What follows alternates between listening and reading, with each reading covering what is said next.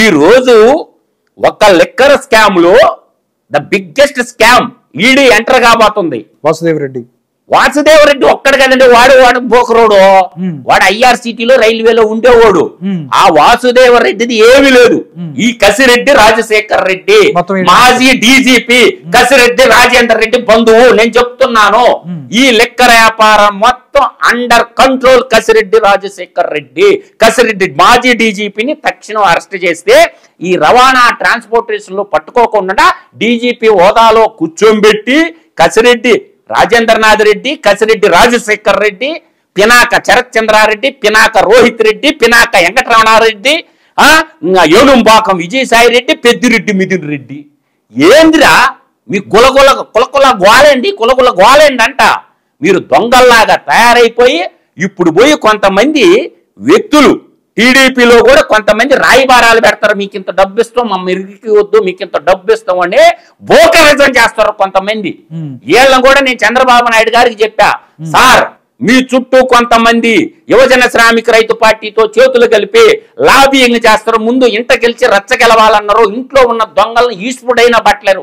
నీ చుట్టూ కొంత కోటరీ చేరి ఇప్పటి నుంచే రాయబారాలు పెడతారు, జాగ్రత్తగా ఉండండి చంద్రబాబు నాయుడు గారు అని చెప్తుండా. నేను పెద్ద ఆయనకి చేతులు ఎత్తి దండం పెడుతుండా చంద్రబాబు నాయుడికి.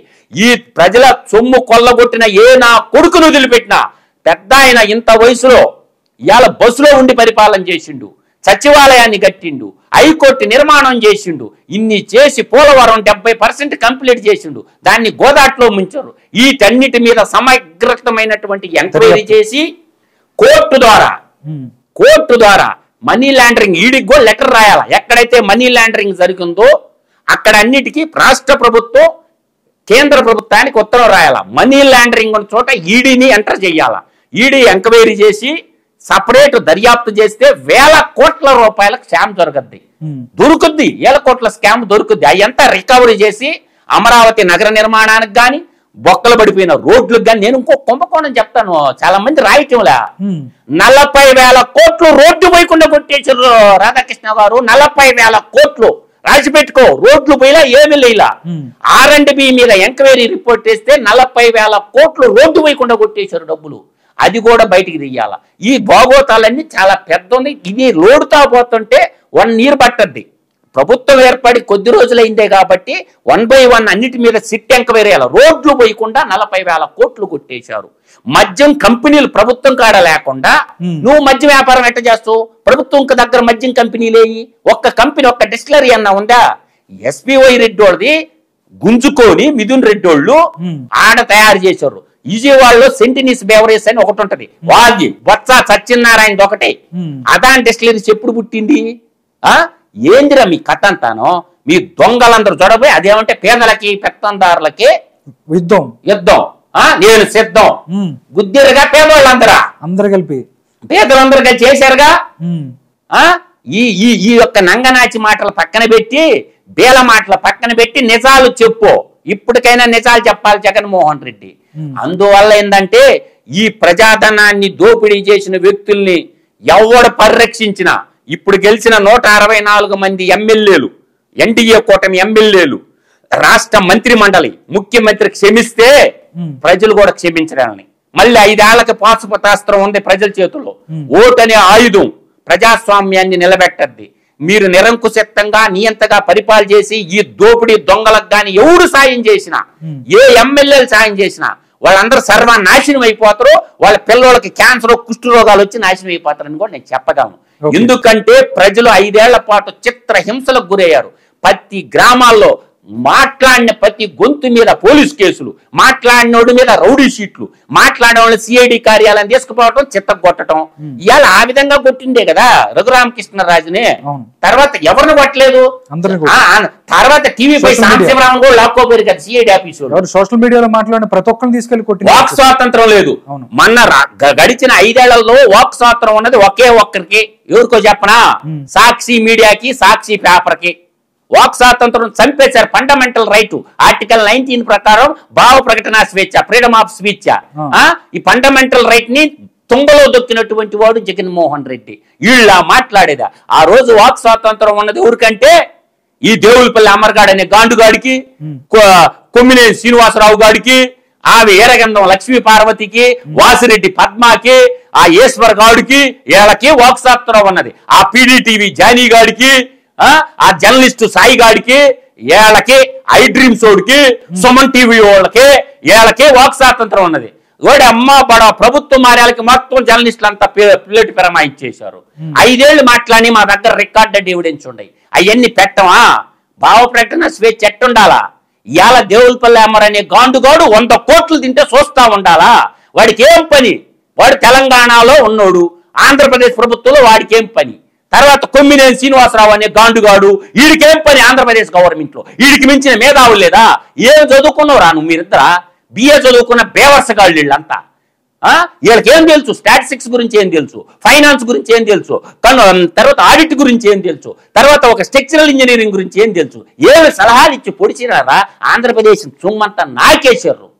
అందువల్ల ఈ రోజు ఒక సాక్షి పేపరే 4.5 లక్షల పత్తులు అమ్ముకున్నది అనాధికారికంగా. రోజు 2 రూపాయలు లెక్కనేసుకో. 2 రూపాయలే ఈ రోజుకే. ఎంత సొమ్ము? ఒక 4,50,000 పత్రికలు వాలంటీర్ల చేత 2,50,000 చిల్లర అమ్మించినారు. ప్రభుత్వ ఆఫీసులో సర్క్యులేషన్ అనాధికారికంగా అమ్మించుకున్నారు 4.5 లక్షల పేపర్లని. పర్ డే ఎంత సొమ్ము? ఎవరమ్మ మొగుడు సొమ్ము ఇది? ప్రజలది కాదా? మీ దోపిడీకి అంతే లేకుండా అడ్వర్టైజ్మెంట్ ముసుగులో వాళ్ళకెంత ఢిల్లీ వాళ్ళకి ఒక్క ప్రోగ్రామ్ తిరుపతిలో జరిగితే 8.5 కోట్లు ఇప్పించిండు దేవులపల్లి అమర్కాడు అని గాండుగాడు. ఎవడమ్మ మొగుడు సొమ్ము ఇదే? దేవులపల్లి అమర్గాడు ఢిల్లీలో కూర్చొని నొక్కేసిన డబ్బులు ఎంత? సమాధానం చెప్పడు. ఈ రోజుకు నోరు తెరవటంలో గాండుగాడు. నేను ఇంత తీసుకున్న ఆంధ్రప్రదేశ్ డబ్బులు అని చెప్పడవాడు. ఇప్పుడు చెప్పటంలా నేను నెల నుంచి మాట్లాడుతా ఉంటా. కొమ్మినేని శ్రీనివాసరావు మరో గాండుగాడు. ఎంత తిన్నవరా ప్రజలు సొమ్మని చెప్పమంటే వాడు లెక్క పత్రం ఇప్పుడు చెప్పటంలా కొమ్మినేని శ్రీనివాసరావు గాడు. తర్వాత విజయబాబు అని ఇంకో గాండుగాడు. వాడెంత తిన్నవని వాడు చెప్పటంలా. వీళ్ళందరూ దోపిడీ దొంగల్లాగా జ్వరబడి దోచేస్తుంటే చూస్తా ఊరుకుంటాలా? మరో కుంభకోణం చెప్తా రాధాకృష్ణ గారు. నేను 400 మంది పెద్దిరెడ్డి రామచంద్రారెడ్డి, పెద్దిరెడ్డి మిథున్ రెడ్డి, తర్వాత అవినాష్ రెడ్డి మనుషులు ఇంటర్మీడియట్ చదువుకున్నోళ్ళు, ఇంటర్మీడియట్ పాస్ అయిన వాళ్ళు ఉన్నోళ్ళు 400 మందికి 70,000 రూపాయల చొప్పున నాకేసారు మైన్స్ డిపార్ట్మెంట్ లో అనధికారికంగా చేరి. ఆ కుంభకోణం బయటికి తీయాల. 400 మంది చిత్తూరు జిల్లా వాళ్ళు, ఓన్లీ కడప జిల్లా వాళ్ళు. మైన్స్ డిపార్ట్మెంట్ రాష్ట్రం అంతా ఉంటదిగా, రాష్ట్రం అంతా అడ్మిషన్ చేసుకోవాలిగా. ఈ 400 మంది ఆఫీసులకు వచ్చింది లేదు. పాడు జైలు యువజన శ్రామిక రైతు పార్టీ కార్యకర్తలే వాళ్ళంతా. 400 మందికి నెలకి 70,000 చొప్పున. ఆ లిస్టు బయటికి తీయమా? బయటికి రాదా కుంభకోణమా? మొత్తం మిథున్ రెడ్డి మనుషులే. మొత్తం కడప జిల్లా, చిత్తూరు జిల్లా. రాష్ట్రం అంటే కడప చిత్తూరేనా? రాష్ట్రం అంటే ఇంక శ్రీకాకుళం లేదా, విజయనగరం లేదా, విశాఖపట్నం లేదా, తూర్పు గోదావరి, పశ్చిమ గోదావరి, కృష్ణా, గుంటూరు, నెల్లూరు, ఒంగోలు ఈ జిల్లాలు కావా? ఈ జిల్లాల్లో నిరుద్యోగ యువత లేరా? ఏంద్ర మీ దోపిడీ? ఏంటంటే మీ దోపిడీ? బైరిటీస్ గనులు దోస్త్రి, గ్రానైట్ గనులు దోస్త్రి. తర్వాత రాజశేఖర్ రెడ్డి అని జిఎస్టీ అధికారి ఒకడు ఉంటాడు విశాఖపట్నంలో. సంథింగ్ రాజశేఖర్ సంథింగ్ పేరు, సమ్ రెడ్డి పేరు. డిప్యుటేషన్ మీద తెచ్చేసి వాడి ద్వారా 1,000 కోట్లు జిఎస్టీని అడ్డం పెట్టుకొని లూటీ చేశారు. వీళ్ళందరి మీద ఎంక్వైరీ లేపిరా చంద్రబాబు నాయుడు గారు? వీళ్ళందరి మీద సైమిల్టెన్సీగా ప్రభుత్వం నడుస్తుండాలా, సైమిల్టెన్సీగా ఎంక్వైరీ చేపించేసి మొత్తాన్ని కక్కించాలా, వాళ్ళ ఆస్తులను అటాచ్ చేయాలా త్రూ కోర్టు ద్వారా. మనం వ్యక్తిగతంగా చూడొద్దు. ఇవన్నీ ఎత్తుకొని హైకోర్టులో పెట్టాలా. హైకోర్టులో పెట్టేసి ఐపీసీ 409 సెక్షన్ కూడా చెప్తుండా, పబ్లిక్ రిప్రజెంటేషన్ అవినీతి చేసినోడికి 409 పెట్టి కోర్టు ద్వారా పర్మిషన్ తీసి రాజమండ్రి జైల్లో పడేయాలి ఒక్కొక్కడిని. ఈ రోజు దొంగలందరూ ఐఏఎస్ ఆఫీసర్లు హైదరాబాద్ లోను, అయోధ్యలోను, బెంగళూరులోను, చెన్నైలోను ఆస్తులు కొనుక్కుంటే వాళ్ళ జీతాలు ఎంత? కలెక్టర్ల జీతాలు, గవర్నర్ శాలరీ ఎంత, చీఫ్ జస్టిస్ హైకోర్టు శాలరీ ఎంత? వీళ్ళ ముగ్గురికి మించిన జీతాలు ఎవరికి ఉండకూడదు. అందువల్ల ఏంటంటే ఒక బిఏ చదువుకున్న బేవర్సగాడి కోట్లు దోచేసి వాళ్ళ అడ్రస్ లేకుండా పోయిండోడు. వాడిని పట్టక రాబళ్ళే. బిఏ చదువుకున్న బేవర్సగాడోడు, ఒక గాలిగాడు. ఎంతరా నీ శాలరీయా? మన 10 టీవీలో ఇంటర్వ్యూలో కూర్చొని 14,000 లుచ్చా మాటలు మాట్లాడుతుండోడు.